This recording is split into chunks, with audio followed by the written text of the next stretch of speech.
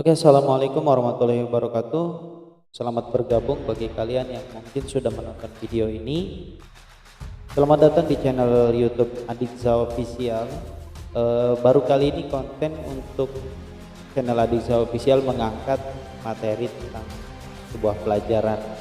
Nah, ini sebagai wadah saja sih, sebagai wadah untuk anak-anak belajar tentang materi saya. Kebetulan yang saya angkat adalah materi tentang PPKN atau Pendidikan Pancasila dan Kewarganegaraan di kurikulum tahun 2013 edisi revisi tahun 2017.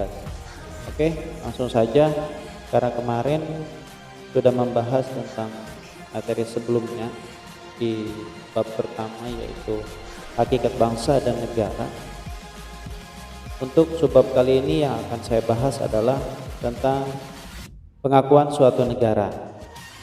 Nah, berbicara tentang pengakuan suatu negara, ini menjadi sangat penting karena suatu negara diakui oleh negara lain ya merupakan hal yang sangat penting karena berkaitan dengan kedudukan negara sebagai subjek hukum internasional. Hal tersebut juga berkaitan dengan pengakuan akan unsur-unsur negara yang meliputi wilayah, penduduk, dan pemerintahan. Jadi sebuah wilayah atau sekelompok orang yang disebut dengan penduduk dan sebuah organisasi yang disebut dengan pemerintahan ini perlu diakui kalau itu adalah sebuah negara. Artinya kalau sekumpulan orang ini menempati suatu tempat dan ada organisasi yang mengatur untuk keberlangsungan hidup mereka, kalau memang ini adalah sebuah negara ya perlu diakui oleh negara-negara lain. Nah, karena hukum internasional biasanya menentukan kondisi-kondisi yang mendasari sesuatu tata sosial bagi tata hukum nasional. Nah, untuk pengertiannya seperti ini. Pengakuan suatu negara itu merupakan hal yang sangat penting karena berkaitan dengan kedudukan. Nah, seperti yang saya sampaikan tadi, kedudukan negara sebagai subjek hukum internasional yang berhubungan dengan pengakuan unsur-unsur negara seperti wilayah, penduduk, dan pemerintahan. Artinya ketiga unsur ini perlu diakui oleh negara lain kalau ini adalah suatu negara. Oke, untuk makna pengakuan suatu negara ini ada dua macam. Yang pertama yaitu pengakuan bermakna politik, yang kedua pengakuan bermakna hukum. Nah, keduanya memiliki arti yang sama yaitu negara mengakui suatu negara tertentu berkehendak untuk mengadakan hubungan-hubungan politik dan hubungan lainnya dengan negara yang diakui. Artinya negara yang mengakui ini ketika dia mengakui sebuah negara itu sebagai negara, suatu wilayah itu sebagai negara, dia akan ingin mengadakan hubungan-hubungan atau mitra kerjasama baik dalam hal politik atau hal lainnya, ekonomi dan segala macam. Nah, perbedaannya adalah jika makna politik atau pengakuan bermakna politik, pengakuan ini biasanya diwujudkan dengan pernyataan unilateral. Unilateral itu maksudnya pernyataan satu pihak atau transaksi. Nah, transaksi bilateral transaksi dua pihak. Nah, kemudian kalau pengakuan bermakna hukum ini negara mengakui suatu komunitas sebagai negara secara hukum internasional. Biasanya diwujudkan dengan dilakukan melalui pertukaran wakil-wakil diplomatik dan membuat perjanjian. Contohnya wakil-wakil diplomatik itu kayak kedubes ya, kedutaan besar dari negara mana ada di Indonesia atau kedutaan besar Indonesia ada di negara lain. Itu artinya pengakuan makna secara hukum, pengakuan bermakna hukum seperti itu. Jadi adanya kedubes-kedubes di negara-negara itu adalah wakil diplomatik dari negara yang mengakui bahwa di wilayah tersebut adalah sebuah negara. Nah, itu yang dimaksud dengan makna pengakuan secara hukum atau pengakuan bermakna hukum. Oke, selanjutnya macam-macam pengakuan suatu negara. Yang pertama ada de jure dan de facto. Yang kedua ada kekuatan berlaku surut. Yang ketiga ada pengakuan dari pemerintah. Nah, Pengakuan de jure dan de facto ini, apa sih perbedaannya de jure dan de facto? Kalau de jure itu pengakuan berdasarkan pernyataan resmi menurut hukum internasional. Nah, sedangkan de facto yaitu pengakuan berdasarkan kenyataan yang ada. Jadi perbedaannya, kalau de jure itu berdasarkan pernyataan resmi secara hukum internasional, kalau de facto berdasarkan kenyataan yang ada atau fakta yang sungguh-sungguh nyata tentang berdirinya suatu negara. Nah, kemudian ada pengakuan kekuatan berlaku surut. Artinya negara yang mengakui dapat menjalankan pengakuannya atau tidak mengakuinya dengan kekuatan berlaku surut. Selanjutnya pengakuan dari pemerintah. Nah, pengakuan dari pemerintah ini maksudnya pengakuan seseorang atau sekelompok orang sebagai suatu pemerintahan di dalam negara yang ia temui. Nah, selanjutnya unsur-unsur negara. Unsur-unsur negara ini ada 3 macam. Yang pertama itu ada penduduk, yang kedua ada wilayah, dan yang ketiga ada pemerintah. Oke, kita bahas yang pertama yaitu penduduk. Penduduk suatu negara adalah semua orang yang pada suatu waktu mendiami wilayah atau negara, atau bisa juga di sini diartikan semua orang yang berada dan berdiam dalam suatu negara atau suatu wilayah dan menjadi penghuni negara yang tunduk pada kekuasaan negara. Artinya orang-orang yang menempati suatu wilayah yang disebut negara ini, dia tunduk dan taat akan peraturan negara tersebut, ya anggaplah peraturan pemerintah, karena yang mengorganisir sebuah negara adalah sebuah pemerintahan kan. Nah, anggap mereka tunduk dan taat kepada pemerintah. Mereka itu secara sosiologi atau penduduk itu secara sosiologi lazimnya disebut rakyat dari negara itu tersendiri. Rakyat dalam hubungan ini diartikan sebagai sekumpulan manusia yang dipersatukan oleh suatu rasa persamaan dan mendiami suatu wilayah yang sama, seperti pengertian sebuah bangsa gitu kan. Pengertian sebuah bangsa kan seperti itu. Jadi ya memang orang-orang atau penduduk yang mendiami sebuah negara ya disebut bangsa gitu, disebut karena sekumpulan orang tadi ya mereka ada perasaan yang sama, mendiami suatu tempat wilayah yang sama, ya, bisa disebut dengan bangsa juga. Oke, selanjutnya ada wilayah. Wilayah adalah suatu ruang tempat warga negara atau penduduk negara yang bersangkutan hidup serta menjalankan berbagai aktivitasnya. Sedangkan menurut ensiklopedia yaitu suatu bagian muka bumi, daerah tempat tinggal, tempat hidup dan sumber hidup warga negara dari negara tersebut. Nah, ngomongin soal wilayah juga, luas wilayah negara itu ditentukan oleh perbatasan-perbatasan. Jadi kalau kita ngelihat di peta, di global, atau mungkin sekarang lebih canggih lagi di map, itu kan batasan-batasan itu kelihatan banget. Ada memang ya dibatasi, ada perbatasan-perbatasan. Kalau kita melihat secara map, secara peta atau secara global kita bisa melihat batasan-batasan itu, batasan di setiap negara. Kemudian selanjutnya ada pemerintahan, artinya ada pemerintah yang berdaulat. Pemerintah merupakan organisasi yang mengatur dan memimpin rakyat yang dimiliki oleh negara sebagai alat. Artinya negara ini punya alat untuk memimpin dan mengatur rakyat, yaitu sebuah pemerintahan atau perangkat yang berfungsi untuk menyelenggarakan tugas negaraan demi mencapai tujuan nasional. Artinya sebuah pemerintahan ini menjadi alat negara untuk menyelenggarakan tugas kenegaraan demi mencapai tujuan bersama, tujuan negara tersebut. Oke, selanjutnya kita ke bentuk negara. Nah, ngomongin soal bentuk negara, ini ada banyak macam ya.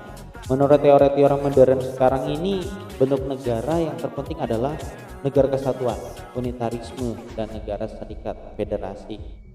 Nah, kalau kita bahas yang pertama itu bentuk negara itu ada negara kesatuan, yang kedua negara serikat atau negara federasi. Nah, negara kesatuan itu apa sih? Negara kesatuan adalah negara yang merdeka dan berdaulat di seluruh wilayah. Yang berkuasa hanya terdapat satu pemerintah pusat yang mengatur seluruh daerah. Negara kesatuan dapat menggunakan dua sistem ya. Yang pertama itu sentralisasi. Yang pertama itu pemerintahan sentralisasi dan yang kedua itu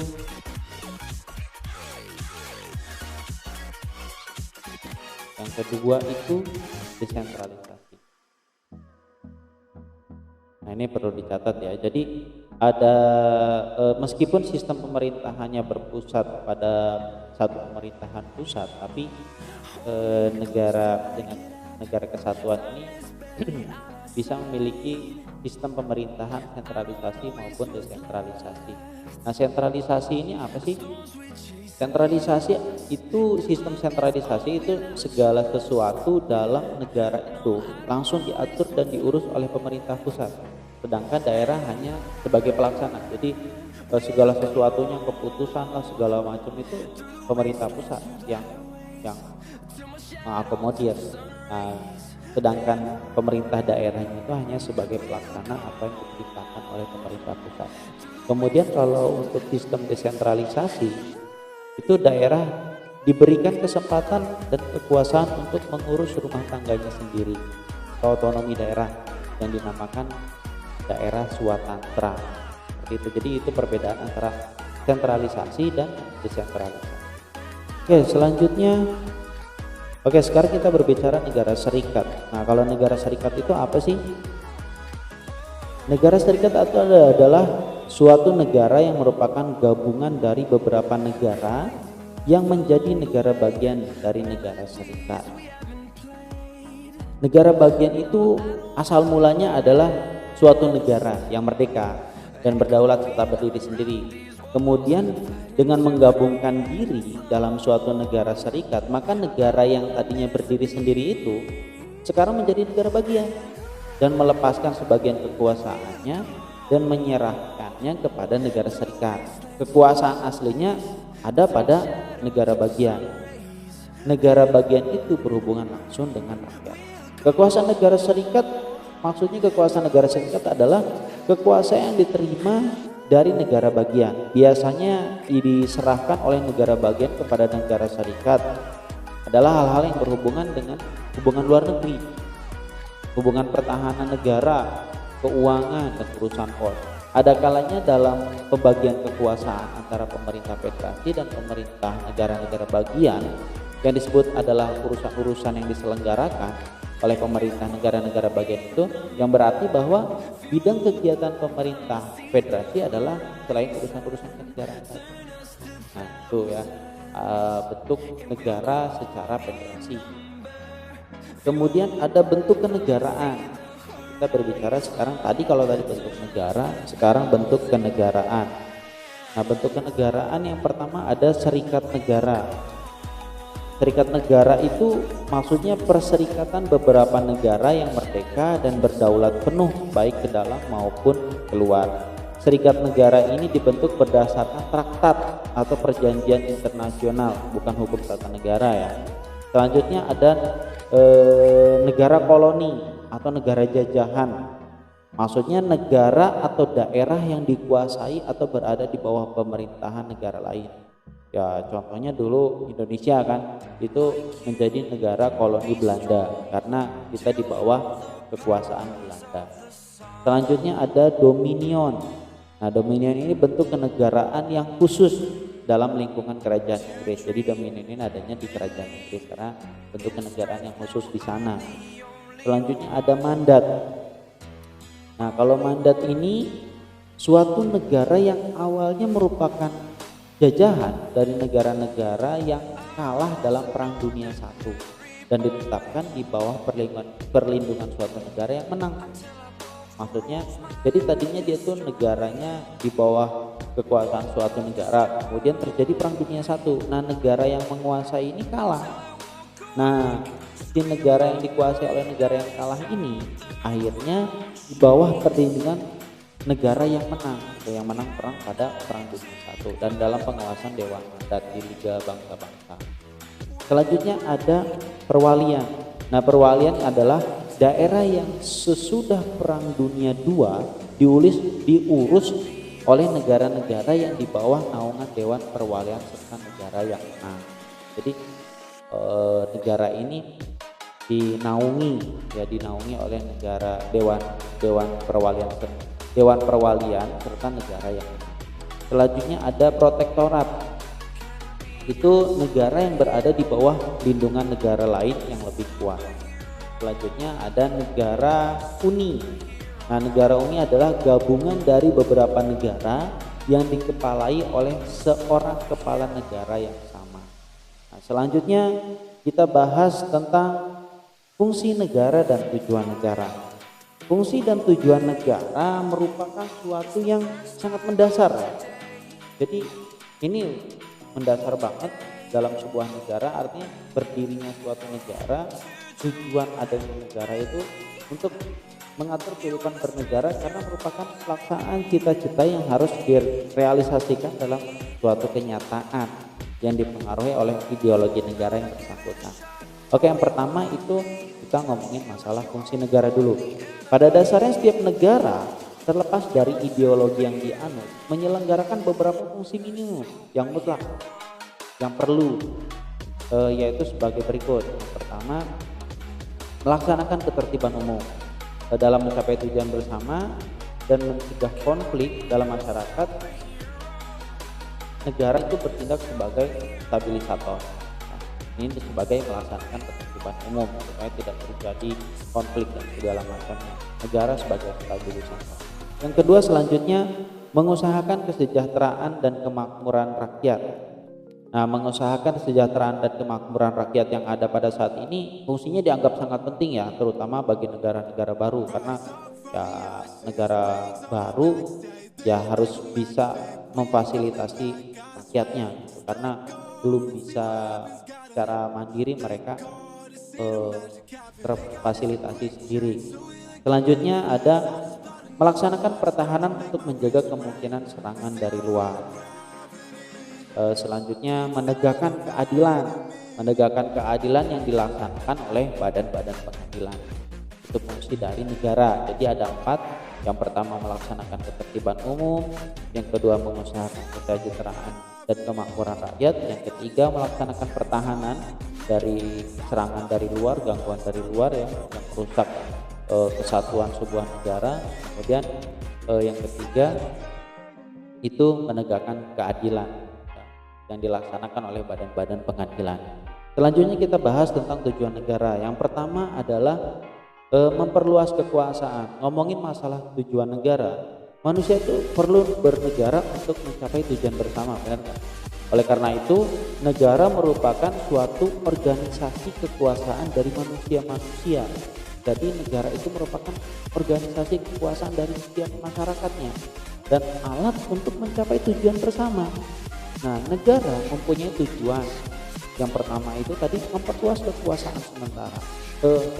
Memperluas kekuasaan. Jadi ya artinya tadinya mungkin anggaplah Indonesia itu cuma Sumatera, kemudian diperluas jadi ada Jawa, ada Kalimantan, ada Sulawesi, ada Maluku dan sebagainya ya. Nah, pokoknya dari Sabang sampai Merauke.